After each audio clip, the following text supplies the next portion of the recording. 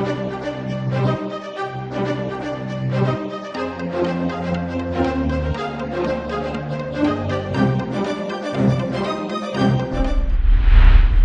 আলাইকুম প্রিয় দর্শক, আপনাদেরকে শুভেচ্ছা সহ আমন্ত্রণ জানাচ্ছি বাংলাভিউ সংবাদে।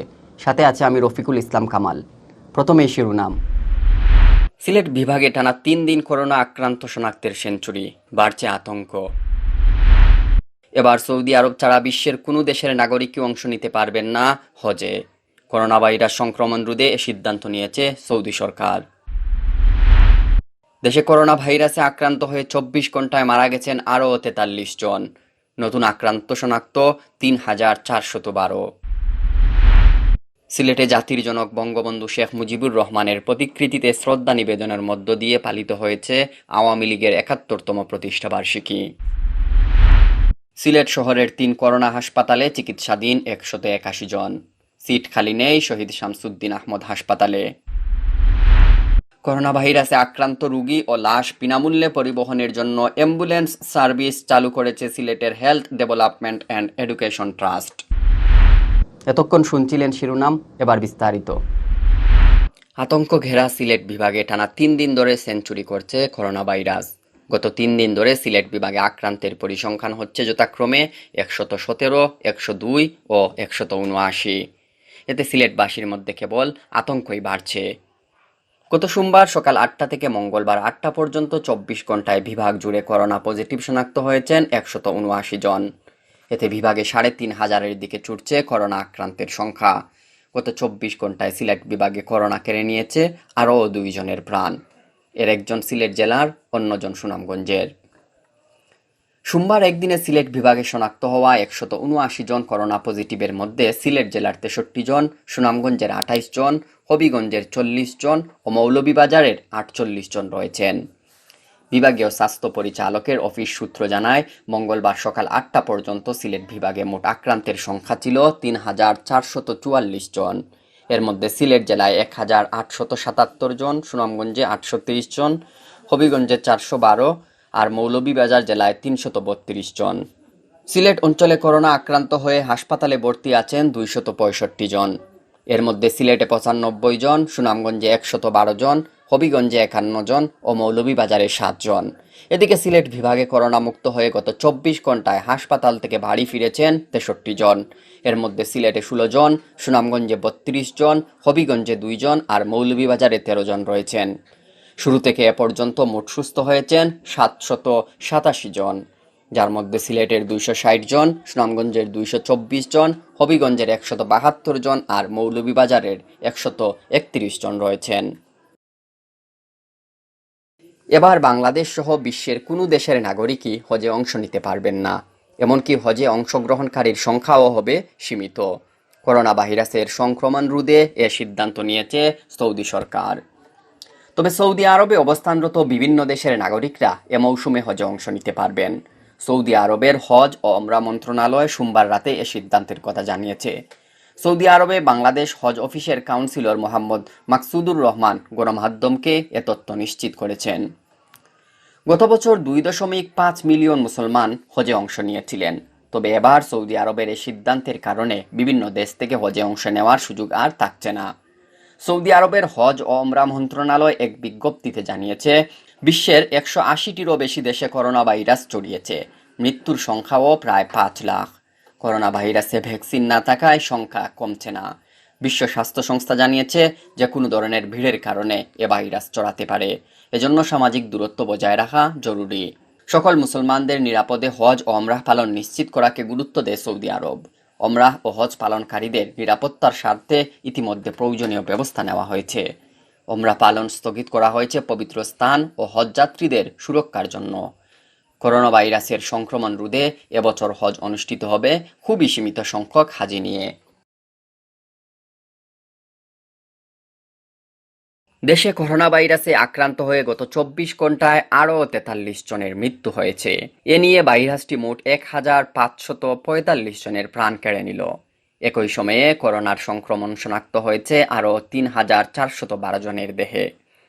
মঙ্গলবার দুপুরে স্বাস্থ্য অধিদপ্তরের করোনা ভাইরাস বিষয়ক নিয়মিত হেলথ বুলেটিনে এ তথ্য জানান অধিদপ্তরের অতিরিক্ত মহাপরিচালক অধ্যাপক ডাক্তার নাসিমা সুলতানা। তিনি নতুন যুক্ত 3টি সহ মোট 65টি ল্যাবে নমুনা পরীক্ষার তথ্য তুলে ধরে জানান, করোনা ভাইরাস শনাক্তে গত 24 ঘন্টায় আরও 17,563টি নমুনা সংগ্রহ করা হয়। পরীক্ষা করা হয় 16,292টি।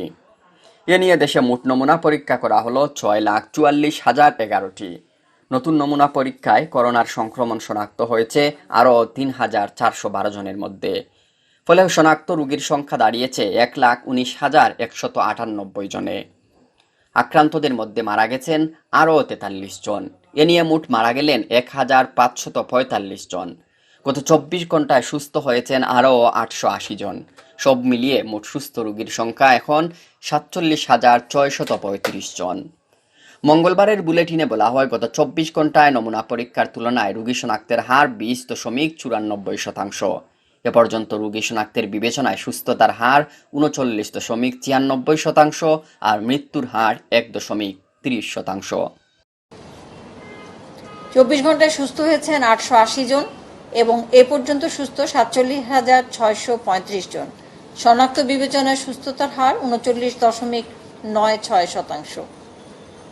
24 ঘন্টায় মৃত্যুবরণ করেছেন 43 জন এবং এ পর্যন্ত 1,545 জন। শনাক্ত বিবেচনায় মৃত্যুর হার 1.30%।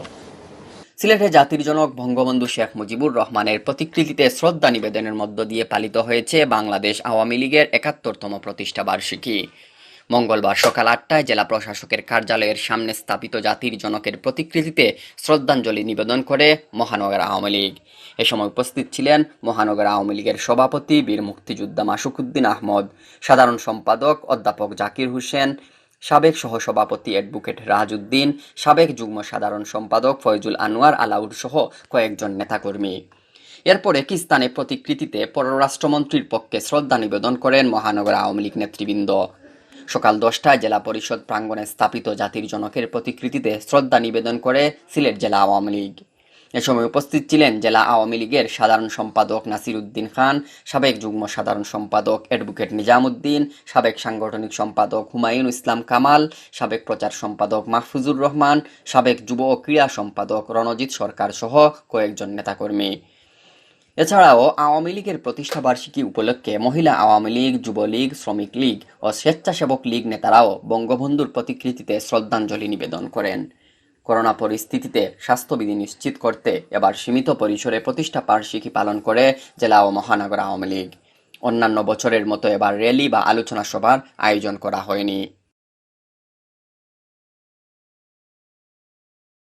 সিলেট শহরের 3 করোনা হাসপাতালে চিকিৎসাধীন আছেন 181 জন।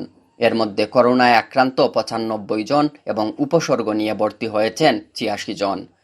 শহীদ শামসুদ্দিন আহমদ হাসপাতাল, নর্থ ইস্ট মেডিকেল কলেজ হাসপাতাল ও মাউন্ট এডুরা হাসপাতালে তাদের চিকিৎসা চলছে।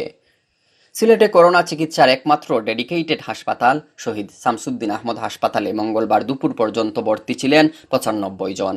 এর মধ্যে করোনায় আক্রান্ত 79 জন এবং উপসর্গ নিয়ে ভর্তি হওয়া রোগী 16 জন। শামসুদ্দিন হাসপাতালের আইসিইউতে 14টি বেডের মধ্যে 6টিতে করোনা আক্রান্ত ও 6টি উপসর্গযুক্ত রোগীদের চিকিৎসা দেওয়া হচ্ছে। এদিকে সিলেটের দক্ষিণ সুরমায় অবস্থিত নর্থ ইস্ট মেডিকেল কলেজ হাসপাতালের করোনা ইউনিটে ভর্তি রোগীর সংখ্যা 57 জন।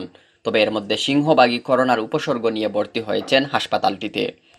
করোনা পজিটিভ শনাক্ত হওয়া রোগীর সংখ্যা মাত্র 9 জন। ভর্তি হওয়া 57 জনের মধ্যে আইসিইউতে আছেন 12 জন। অপরদিকে সিলেট নগরীর আখালিয়াস্থ মাউন্ট এডুরা হাসপাতালের করোনা ইউনিটে মঙ্গলবার দুপুর পর্যন্ত ভর্তি ছিলেন 29 জন। এর মধ্যে 7 জন করোনায় আক্রান্ত আর বাকিরা ভর্তি হয়েছেন উপসর্গ নিয়ে। করোনা ভাইরাসে আক্রান্ত রোগী ও লাশ বিনামূল্যে পরিবহনের জন্য নিজস্ব অ্যাম্বুলেন্স সার্ভিস চালু করেছে Sylhet health development and education trust shade. মঙ্গলবার বিকাল 3:30টায় নগরীর ধূপাদিঘির পারস্থ একটি কমিউনিটি সেন্টারে দোয়া মাহফিলের মাধ্যমে আনুষ্ঠানিকভাবে এ সার্ভিসের উদ্বোধন করা হয়। উদ্বোধনী অনুষ্ঠানে সভাপতির বক্তব্যে শেইড ট্রাস্টের চেয়ারম্যান ভাষা সৈনিক অধ্যক্ষ মাসউদ খান বলেন, সেবামূলক প্রতিষ্ঠান হিসেবে এ ট্রাস্টের আনুষ্ঠানিক যাত্রা শুরু হলো। যদিও এর আগ থেকেই আমাদের কাজ অনেক দূর এগিয়ে গেছে। অসহায় মানুষকে সেবা দেওয়ার পাশাপাশি কর্মসংস্থান সৃষ্টি আমাদের লক্ষ্য।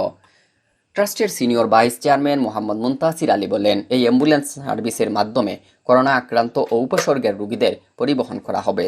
পাশাপাশি শিক্ষা ও কৃষি নিয়েও কাজ করা আমাদের লক্ষ্য। ট্রাস্টের ম্যানেজিং ট্রাস্টি মোহাম্মদ দিলওয়ার হুসাইন জানান, করোনা মহামারী শুরু হবার পর গত 5 মে থেকে ব্যক্তি উদ্যোগে তাদের ফ্রি অ্যাম্বুলেন্স সার্ভিসের কার্যক্রম চালু হয়। এর মাধ্যমে এ পর্যন্ত 64 জন রোগী পরিবহন করা হয়েছে। 4টি লাশের জানাজা ও দাফন সম্পন্ন করা হয়েছে। 5টি লাশ পৌঁছে দেওয়া হয়েছে বাড়িতে। পরবর্তীতে এ সার্ভিসকে স্থায়ী রূপ দিতে ট্রাস্ট গঠন করা হয়েছে। উদ্বোধনী অনুষ্ঠানে অন্যান্যের মধ্যে উপস্থিত ছিলেন শেইড ট্রাস্টের trustee Abdul Majid Mujib, vice chairman Arosh Ali Goni, Saudi প্রবাসী ব্যবসায়ী কাপ্তান হোসেন, কোষাধ্যক্ষ মুহিবুর রহমান, কার্যকরী সদস্য মাওলানা নেহাল আহমদ, মাওলানা আহমদ বিলাল, হেলাল আহমদ, শাফি আহমদ, আক্তার হোসেন রাসেল, মাহফুজুল ইসলাম ও শাহেদ আহমদ। এতক্ষণ শুনছিলেন বাংলাভিউ সংবাদ। রাতে প্রচারিত হবে আমাদের সিলেটের আঞ্চলিক ভাষায় সংবাদ। দেখার আমন্ত্রণ রইল। সাথে থাকার জন্য ধন্যবাদ।